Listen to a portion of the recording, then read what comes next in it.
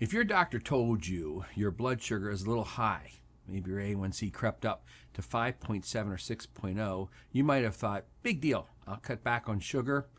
But here's what most patients don't know. By the time your A1C is elevated, your body has been fighting insulin resistance for years. And insulin resistance isn't just a blood sugar problem. It's a full body metabolic problem.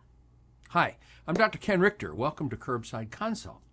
Today we're starting a 4-part series on insulin resistance, what it is, what causes it, and more importantly, what can you actually do about it. So let's start at the beginning. What is insulin resistance? Every time you eat carbohydrates or sugar, your blood glucose rises.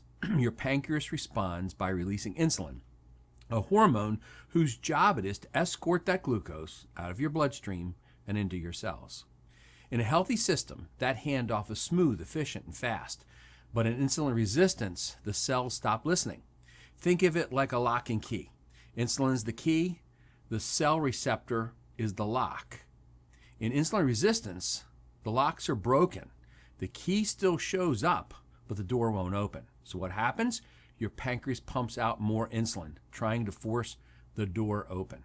For a while, it works. Blood glucose and sugar looks normal. A1Cs look normal. But behind the scenes, your insulin levels are sky high. And that's the problem. Let's talk about A1C for a minute. Your A1C is a 3-month average of your blood sugar. It reflects how much glucose has been sticking to your red blood cells. A normal A1C is below 5.7. Pre-diabetics, 5.7 to 6.4, and diabetes is 6.5 and above. But here's the thing. You can have a completely normal A1C and still have significant insulin resistance. That's because insulin resistance shows up in your insulin levels first, and we rarely test fasting insulin in standard care. By the time your A1C moves, your body has already been compensating for years. That's why understanding this early matters so much. So what breaks those locks? What causes insulin resistance in the first place? Number 1, excess body fat, especially visceral fat. That's the fat around your organs, not just under your skin. It releases inflammatory signals that directly interfere with insulin signaling. Number 2, ultra-processed food and refined carbohydrates.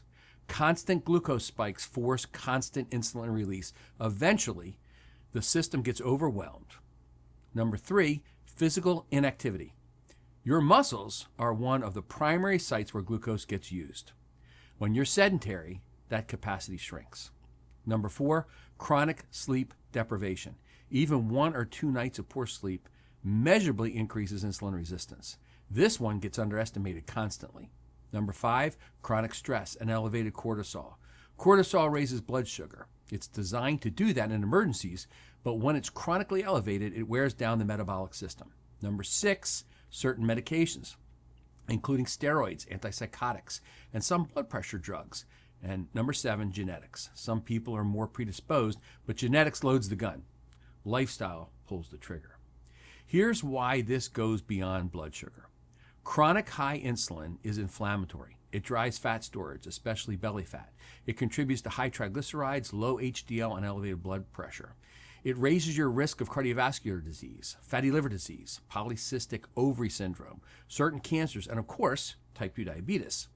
Insulin resistance is at the center of what we call metabolic syndrome, a cluster of conditions that dramatically increases your risk of heart attack and stroke. Here's the good news. Insulin resistance is largely reversible, and the tools to fix it are largely in your hands. In the next 3 episodes, we are going to go deep on each one. Part 2 will be intermittent fasting, how meal timing actually resets your insulin sensitivity. Part 3, the dietary changes and exercise strategy that move the needle fastest. Part 4, medications and supplements, what works, what doesn't, and when to use them. If this kind of education is what you're looking for from your doctor, that's exactly what direct primary care is built for. So, hit follow, share this with someone whose doctor never explained this to them, and I'll see you in part 2.